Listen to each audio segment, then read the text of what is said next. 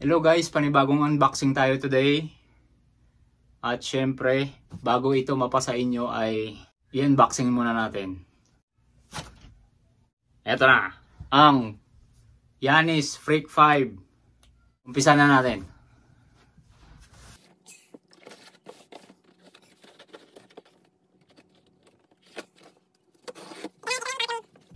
Ito na yung pangatlong pairs natin para sa pag-resell natin ng sapatos. Ayan o. Bakit kaya ang gaganda ng mga box ng mga napipili ko ngayon?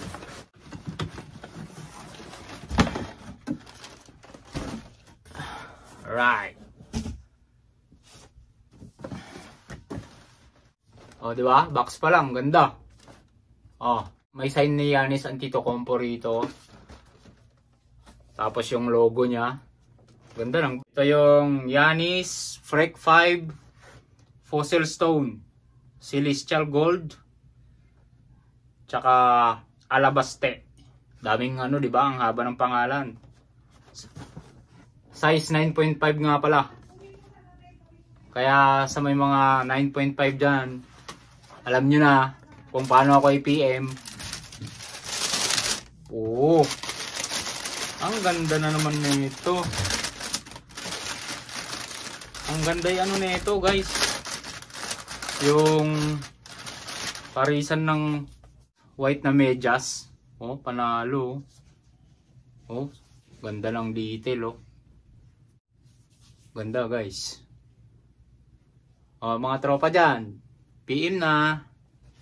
Pwede tayo magpa-ship around Canada.